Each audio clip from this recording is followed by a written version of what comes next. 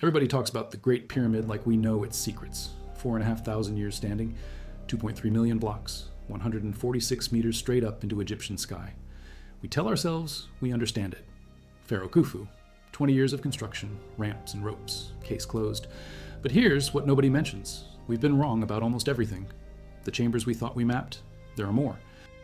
The entrance we use today, wrong one. The way it was built, still guessing. And every time we look closer with technology that didn't exist 5 years ago, the pyramid laughs at us, shows us another void, another passage, another impossibility hiding in plain stone. His father Sneferu built 3 pyramids experimenting with angles and engineering. Now it's Khufu's turn. He picks the Giza Plateau, solid limestone bedrock, clear view west where the sun dies every evening and the realm of the dead begins. He's got one goal: build a tomb so perfect it touches eternity. The numbers start piling up immediately, 481 feet at completion. Base measuring 754 feet on each side, every side aligned to cardinal directions with precision that makes modern surveyors uncomfortable. Less than 4 minutes of arc deviation, that's 0.05 degrees, with copper tools and wooden stakes. Bone breaks set professionally, buried with respect in tombs near the structure they built. The village had bakeries producing thousands of loaves daily. Cattle bones show 43,000 animals slaughtered to feed crews over 2 decades. These weren't prisoners. These were specialists rotating in and out on a grand national project. Every block averaging 2.5 tons. Granite beams in the king's chamber weighing 60 tons each. Limestone ceiling blocks above that chamber hitting 70 tons. And they had to place one block every 2 to 3 minutes for 20 years straight to finish on schedule. Think about that. 36 blocks per hour. Every hour. For 2 decades. Maybe it was always meant as a decoy. Then the Queen's Chamber, misnamed by Arab explorers centuries later, never held a queen, sits on the pyramid's vertical centerline with a corbelled niche on the east wall. Purpose unknown. Finally, the King's Chamber. Solid granite. Red granite from Aswan, hauled 500 miles up the Nile. Chamber dimensions, based on sacred geometry, contains an empty granite sarcophagus. No lid, no body, no treasure. Just stone. 2025 by an international team from Tohoku University, Cairo University, and the Technical University of Munich. These aren't popular articles. These are peer-reviewed scientific publications using muon tomography and ground-penetrating radar with measurements accurate to within centimeters. Now back to the information. The one every guidebook repeats. Because in 2017, something changed. The Scan Pyramids Project, international collaboration, scientists from Japan's Nagoya University, France's Alternative Energies, and Atomic Energy Commission, Egypt's Ministry of Antiquities. They weren't digging, they were seeing through stone, using cosmic ray muons, subatomic particles created when cosmic rays from deep space slam into Earth's atmosphere. These particles rain down constantly, pass through most matter, get partially absorbed by dense stone, set up detectors inside the pyramid, measure where more muons break through. Those spots, empty space. Confirmed by 3 independent teams using 3 different muon detection methods. Nuclear emulsion films from Nagoya, scintillator hodoscopes from Japan's High Energy Accelerator Research Organization, gas detectors positioned outside the pyramid from France's CEA. This wasn't speculation. This was particle physics proving empty space existed where solid stone should be. Offered 0 to Egyptology. Then they sent the endoscope in. March 2nd, 2023. Another announcement.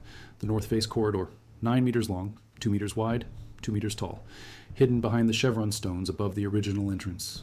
Those massive limestone blocks arranged in an inverted V. Everyone thought they were decorative. Stress relief, maybe. Wrong. They were hiding a passage.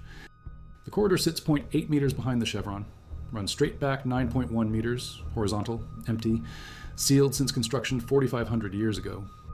The chronology of al-Mamun's reign shows he spent 820 in Baghdad, his capital.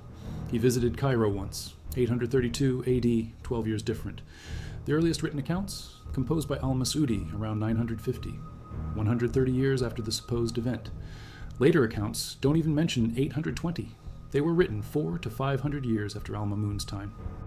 We're trusting medieval legend the way someone in 2025 would describe Roanoke Colony based on tourist rumors. Original entrance sits 10 courses higher and 24 feet east of where he dug. If he was guessing, he picked the mathematically perfect wrong spot to find exactly what he wanted. Some scholars think the tunnel already existed, that tomb robbers breached the pyramid during the first intermediate period, 2300 BC. Middle Kingdom pharaohs sealed it. Al-Mamun just enlarged what was there. Patriarch Dionysius Telmaharoyo wrote that before Al-Mamun arrived, a breach already extended 33 meters into the north face. Hit a dead end. Someone had tried before. He wrote a stone may be taken out, which being raised up there is a sloping passage, a door that opened and closed, completely hidden when shut. Ancient engineers made it work. We still don't know how. The entrance leads to the descending passage, 1.0, 9 meters wide, 1.2 meters high, drops at 26 degrees, 26 minutes, 46 seconds. That angle? Exact ratio of 1 to 2, rise over run, calculated. After 28 meters, it hits the bottom of the ascending passage, blocked by 3 massive granite plugs, still in place, never removed. Tomb robbers couldn't break through. Al-Mamun couldn't either. They dug around them through softer limestone. Those plugs mean something.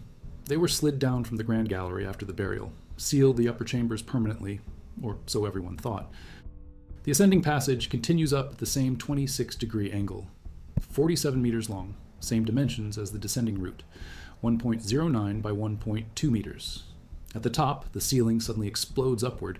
The Grand Gallery, 8.6 meters high, 46.68 meters long. Corbelled ceiling, 28 overlapping stone courses stepping inward, creating a narrowing vault.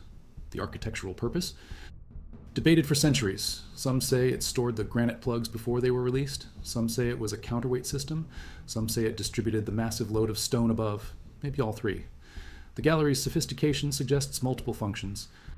Grand Gallery to King's Chamber via antechamber, plus 5 relieving chambers above the King's Chamber discovered by Weiss in 1837, stacked granite and limestone chambers reducing weight on the burial room below. Workers marked blocks with red paint hieroglyphs, gang names, pharaohs' names. Khufu's name appears over a dozen times, proof of who built it. Those chambers saved archaeology from fringe theories, concrete evidence. Dated, verified, done. The Egyptians built it and never mentioned it. No hieroglyph, no papyrus, no inscription, just silence and 4,500 years of stone. Detection of 2 anomalies using non-destructive testing techniques. These aren't small, these are structural. Possible entrances to deeper chambers, ground-penetrating radar, electrical resistivity tomography. The same techniques, finding the L-shaped structure near Khafra's pyramid in May 2024.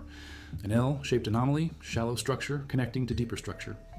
Found by teams from Higashi Nippon International University, Tohoku University, National Research Institute of Astronomy and Geophysics.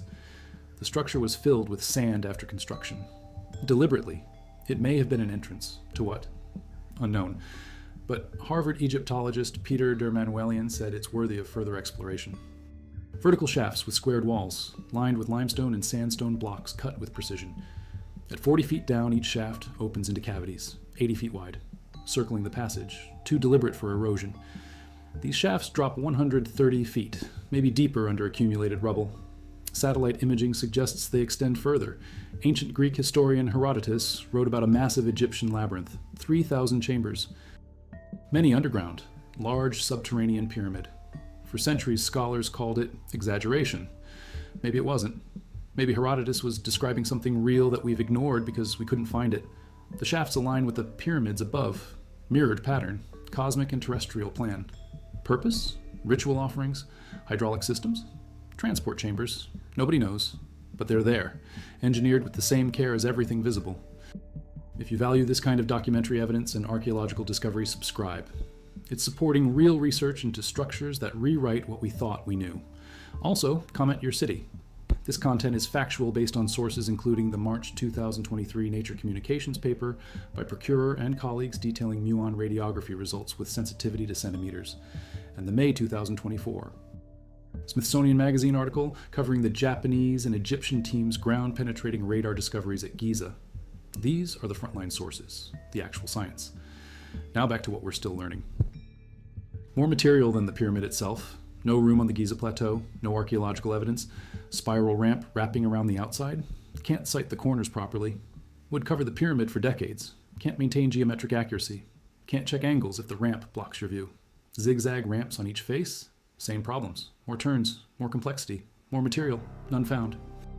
French architect Jean-Pierre Houdin proposes internal ramp theory. Uses 3-dimensional computer modeling, advanced software from Dassault Systems. His hypothesis? External ramp for the first third, 141 feet up. That's 75% of the pyramid's volume. 10 years of work. Then switch to internal spiral ramp. Built inside the pyramid just under the outer casing, the ramp itself becomes part of the structure. Corbelled ceilings. Corner notches where blocks get rotated using cranes. The external ramp gets dismantled. Blocks recycled into upper levels. That's why no ramp remains. It's inside the pyramid, or it became the pyramid. Thermal scanning shows temperature differences, suggesting internal passages. The French team in 1986 used microgravimetry, measured density variations. They found something they couldn't interpret, ignored it in their official report. When Houdin presented his theory, one team member admitted their computer analysis showed exactly what Houdin predicted: a ramp spiraling up through the pyramid. They dismissed it because it didn't match expectations. There it was, in the data, in 1986, ignored for 20 years. Maybe it's too narrow for muons to distinguish from solid stone. Maybe it was filled after construction. Maybe Houdin's right about the method, but wrong about the exact configuration. Or maybe the Egyptians used multiple methods: ramps for some blocks, levers for others, counterweights for the heaviest. Mark Lenner and Zahi Hawass admit that near the apex ramps run out of room. The four sides narrow to closure at the top. Levering becomes the only option. Blocks hoisted using wooden beams as fulcrums, crew after crew lifting stone step by step. Counterweight blocks slide down the gallery, connected by rope over a pulley to blocks being lifted. The gallery's angle? 26.5 degrees. Perfect for counterweight mechanics. The ascending passage connects directly, continuous straight line. The king's chamber, queen's chamber, antechamber all concentrate near the pyramid center, deliberate positioning for mechanical advantage. The paper uses physics calculations. Shows one hanging block can pull multiple blocks up a 26-degree incline. Explains how 60-ton granite beams reached the king's chamber. Explains the 1 block per minute pace. Explains why the grand gallery needed to be so tall. The counterweights needed drop space. The authors admit no documents from Khufu's reign explain how the pyramid was built. We have logbooks from Wadi al-Jarf. Pierre Talle found papyri fragments between 2011 and 2013. Worker logs detailing stone transport from Tura quarry. Organizational aspects, supply chains. But construction method? Nothing. The pyramid builders left us the result, not the recipe. 4 narrow shafts, 2 from the king's chamber, 2 from the queen's chamber, 8 inches square. Angled up through the pyramid, the king's chamber shafts reach the exterior. The queen's chamber shafts? Stopped. Don't break through. Sealed from inside. In 2010, a robot explored the southern shaft from the queen's chamber, found a stone door with copper handles, drilled through, found another chamber, another door. What's beyond? Unknown. The shaft's angle and positioning suggest astronomical alignment. Southern shaft from King's Chamber pointed at Orion's belt.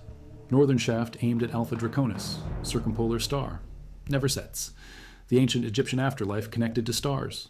The king's soul needed a path. Were these shafts spiritual highways, or did they serve a structural function?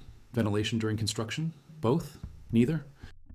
We've been assuming for 150 years that we know what the pyramid's for. Tomb. Royal burial, eternal house. Evidence supports it. The sarcophagus. The location in the burial complex. The hieroglyphs in relieving chambers. Khufu's name everywhere. But the sarcophagus was found empty. No mummy, no burial equipment, no canopic jars, no jewelry, stripped clean, robbed in antiquity. Or was it? 19th century Egyptologist Howard Weiss found the upper chambers untouched, sealed, virgin. The workers' hieroglyphs pristine. If robbers reached the king's chamber, they had to come through the lower passages, through the plugged ascending passage, through the grand gallery, up into the antechamber with its granite portcullis system, 3 massive sliding blocks and vertical slots, lowered to seal the chamber, 2 blocks down, 1 up. If tomb robbers got past that they were the most sophisticated thieves in history, and they left the upper chambers alone, New Kingdom pharaohs like Ramesses II showed great interest in Giza. Ramesses' 4th son, Khamweset, did restoration work, the world's first Egyptologist. He preserved monuments, recorded inscriptions. Maybe he moved remains for protection. Maybe priests relocated royal mummies during unstable periods. It happened often. The royal mummy cache at Deir el-Bahari held dozens of displaced pharaohs. Why not Khufu? But the new voids complicate everything. The North Face corridor. Purpose? Mustafa Waziri, head of Egypt's Supreme Council of Antiquities, thinks it helped distribute weight. Stress relief corridor. The chevron structure above the entrance carries enormous load. The corridor reduces pressure. Egyptologist Reg Clark agrees. Structural innovation for pragmatic reasons makes sense. But why hide it so completely? Why seal it? Why make it invisible from inside and outside? Stress relief chambers don't need secrecy. The 5 chambers above the king's chamber are openly accessible via shafts. Engineers could inspect them. These new corridors? Sealed at construction. Never meant to be entered. Why? Why give it architectural scale matching the spaces below? And why hasn't it collapsed? 4,500 years? Millions of tons of stone? That void should have crushed shut unless something supports it. Internal core belling? Hidden buttresses? Maybe. But the muon data shows void, not structure. Empty, not full. Something's holding it open. Something invisible to cosmic rays. Something the ancient builders integrated so perfectly we can only see the absence, not the presence. Put dummy chambers in obvious places. King's chamber, queen's chamber, subterranean chamber. All decoys. The real burial chamber, deep inside, approaching from an unexpected angle, through corridors sealed and hidden. That's how you protect a pharaoh's mummy for eternity. Not by plugging a passage, by making everyone search in the wrong place. Claims emerge about vast underground structures beneath Khafra's pyramid. 5 identical structures near the base, linked by pathways. 8 deep vertical wells descending 648 meters. Those claims? False. Debunked. No credible evidence. The source traced back to a conference in Bologna, March 2025. The Khafre Project. Event supposedly sold out. No public evidence. No peer-reviewed publication. No scientific verification. It's the danger of social media archaeology. Wild claims get amplified. Real science gets drowned out. But legitimate discoveries do exist. The L-shaped anomaly near Khafra, found by Japanese and Egyptian researchers, confirmed with ground-penetrating radar, published in peer-reviewed venues. That's real. The 648-meter wells? Fiction. The Scan Pyramids team publishes in Nature. Impact factor of 43. One of the world's top scientific journals. 3 independent detection methods. Multiple teams. Reproducible results. Centimeter-level precision. That's how you separate discovery from fantasy. When researchers from Tohoku University and Cairo University find anomalies in Menkare's pyramid, they publish the full methodology. Detection of 2 anomalies behind the eastern face using non-destructive testing. Ground-penetrating radar, electrical resistivity tomography, synthetic aperture radar. They show the equipment, show the data, show the analysis. Other teams can verify. That's science. That's credible. That's what changes our understanding. Mapped every chamber, every passage, published comprehensive surveys. Flinders, Petrie spent months at Giza in 1880 to 1882, measured the pyramid to fractions of an inch. His survey became the standard reference for a century. We trusted it, built theories on it, assumed completion. Then in 1986, the French team found anomalies with microgravimetry. 1992, a team discovered a door in the southern shaft from the Queen's Chamber. 2016 Scan Pyramids begins. 2017, they find the Big Void. 2023, they map the North Face corridor. 2024, Japanese teams find the L-shaped anomaly. 2025, Munich teams find anomalies in Menkar. Every year, new discoveries, new questions. The pyramid isn't done revealing itself. He was told stories. Tourist guide information, not engineering reports. We thought 100,000 workers built it. Recent estimates say 20,000 to 30,000 rotating crews. We thought slaves hauled the blocks. Archaeological evidence proves paid laborers. We thought external ramps, maybe internal ramps, maybe counterweights, maybe all 3. We thought 3 chambers. Now we count at least 5 voids, maybe 6. Maybe more waiting for the next scan. Serious scholars dismissed anything that suggested sophistication beyond simple tomb construction. But the sophistication is there, the alignment to cardinal directions, the precision of the interior angles, the corbelling technique in the Grand Gallery, the stress distribution system protecting the King's Chamber, the integration of astronomy into shaft angles. These aren't accidents, these aren't approximations. These are exactly calculated intentional engineering choices executed with tools we still underestimate. Sneferu's 3 pyramids were experiments. The bent pyramid changed angle mid-construction, probably to reduce weight load. Lesson learned. The red pyramid used the successful angle from the start. Khufu inherited that knowledge, added to it, perfected it. They knew material science, knew limestone cuts easily but weathers poorly, knew granite withstands pressure but requires extraordinary effort to move, chose each stone for its function. Core blocks from local quarry, casing blocks from Tura, granite from Aswan, 500 miles by boat. They knew logistics, coordinated supply chains across Egypt, fed 30,000 workers, organized crews by specialty, quarrymen, transporters, haulers, masons, levelers, carvers, each group with specific skills, gang names found in hieroglyphs, the Great One of Khufu, the Drunkards of Menkar, the Enduring One, Pride and Craft. And they knew something else. They knew how to keep secrets. The North Face corridor was sealed so perfectly that 4,500 years of exploration missed it. The Big Void remained invisible until cosmic rays from space revealed it. The internal passages, if they exist, remain undetected. The real burial chamber, if it's hidden, still hides. The Egyptians designed the pyramid to reveal certain things. The subterranean chamber, rough. Unfinished. Obvious decoy, the ascending passage. Plugged, difficult, protecting something valuable above. The grand gallery, impressive, theatrical, drawing attention upward. The king's chamber, granite, imposing, final destination. Or is it? Maybe that was always the misdirection. Look here, not there. Find this chamber, stop searching. The greatest magic trick in history. Hide the real secret under everyone's nose while they examine the obvious. Assuming 10-hour workdays, no mistakes, no delays, no retooling, no injuries, 20 years straight. The pace is theoretically possible with enough crews working simultaneously. But simultaneously means coordination, means communication, means logistics that would challenge modern construction companies. And we're talking about 4,500 years ago. No radios, no CAD software, no cranes, copper chisels, wooden sledges, rope. And they did it. That's not disputed. The pyramid exists. The timeline is approximately correct. The workers' village confirms the scale. So they had methods we don't fully understand, methods that worked better than our theories predict, methods that let them place blocks faster than our models suggest possible. Counterweight apparatus, rope systems, pulley frameworks.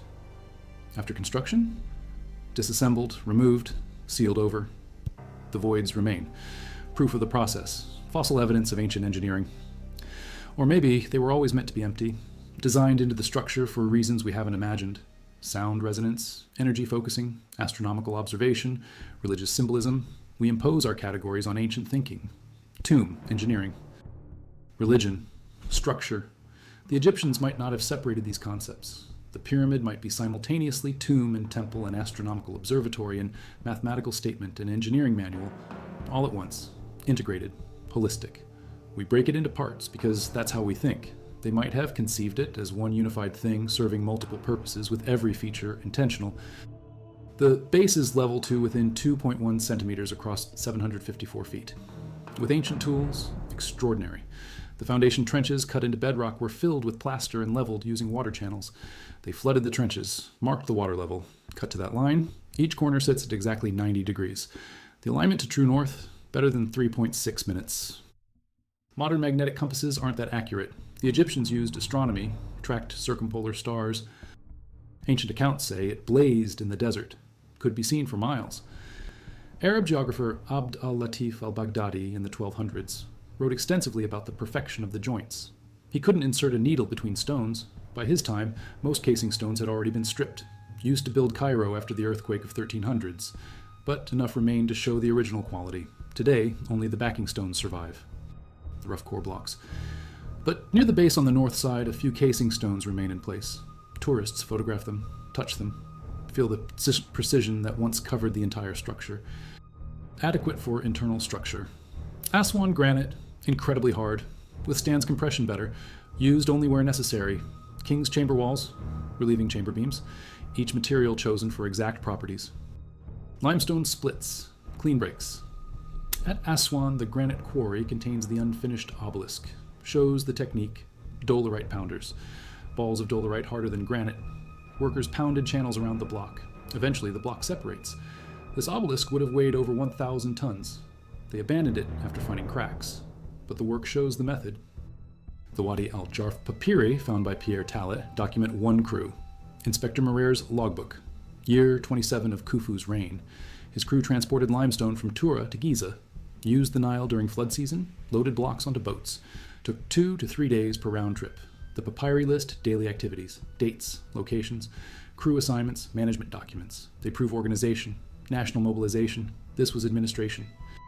Really good administration.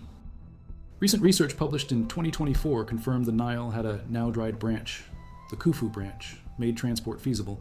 Stone arrived by boat, offloaded at the harbor, moved up the causeway on sledges. System, process, logistics. 2.5 tons, 60 to 80 men. Up an incline? Double that. One block every 5 minutes means hundreds of teams working simultaneously. Different routes, different ramps, different elevations, all coordinated. The organizational complexity exceeds the physical challenge. Administrators, foremen, surveyors, water carriers, tool maintainers, food distributors, medical personnel, all supporting the builders. 20,000 active workers might mean 60,000 people total in the supply chain. The stakes were cosmic. The execution had to be perfect. But Muon tomography only sees large voids. Smaller passages, narrow shafts, invisible to current technology. We're feeling an elephant in the dark. Touch the trunk and tail and leg. Then someone invents a new sensor. Suddenly we discover the ears. Scintillator hodoscopes detect muons in real time. Gas detectors positioned outside track muons before they enter. Triangulation, where all three methods agree you have solid data. The big void was confirmed by all three independently. Different teams, different locations, same result. Statistical confidence exceeds 5 sigma. In particle physics, that's discovery level. Muon tomography shows presence, not detail. 30 meters long, minimum, could be longer. Cross-section similar to Grand Gallery. Approximately 2 meters wide, 2 meters tall. Could be wider, could be irregular, could connect to other spaces. To know more, they need physical access. Camera, robot, endoscope. The North Face Corridor got that in March 2023. Endoscope showed empty horizontal passage. Confirmed the muon data. The big void needs the same, but reaching it requires drilling through 100 meters of stone, through World Heritage Site, UNESCO regulations, Egyptian ministry approvals, international oversight, politics. The science says drill. The preservation says wait. Seismic tomography maps, structures using earthquake waves. Each method adds data, each requires interpretation. Science moves slowly at Giza. The pyramids survived 45 centuries. Another decade won't hurt. But researchers are impatient. They know what they might find. And the technology improves constantly. What was invisible in 2015 becomes visible in 2025. What's invisible today? Check back in 2035. Coordination overhead explodes. Quality control becomes critical. The Egyptians had something we don't. Knowledge, experience, infrastructure, organization. 4,000 years of monument building tradition before Khufu. Generation after generation, refining technique. We're trying to replicate the result without the process. It's about what they didn't tell us. No hieroglyphic inscription inside the main pyramid chambers. Nothing on the walls of the king's chamber. Nothing in the queen's chamber. Nothing in the grand gallery. The only writing? Hidden in the relieving chambers above. Worker graffiti, gang marks, never meant to be seen. The official chambers? Blank, silent. Why? Egyptian tombs overflow with text. Book of the Dead, pyramid texts, spells, prayers. Cartouches, everywhere, except here. Khufu's pyramid breaks the pattern. The spaces everyone sees, empty of words. The spaces nobody should see, covered in names and dates. That's backwards. Unless the public chambers weren't the point. Unless the hidden chambers were always the real pyramid, the real purpose. And we've been staring at the shell while the truth remains sealed inside, waiting for the right technology, the right question, the right moment to be discovered. Every time we find a new void, we add another chamber to the mental reconstruction. Another passage to the map, another mystery to the pile. The ancient Egyptians built a monument that reveals itself slowly, generation by generation, technology by technology. Cosmic rays showing what ground-penetrating radar missed. Muon tomography seeing what thermal imaging couldn't. Each new method peels another layer, shows another secret, proves another assumption wrong, and the pyramid sits there, solid, silent, waiting for us to catch up, waiting to show us what comes next, knowing we'll be wrong again, knowing it still has 4,500 years more tricks to reveal, the greatest structure ever built, still unfinished after all this time, because understanding it completely was never the point. The search was always the gift.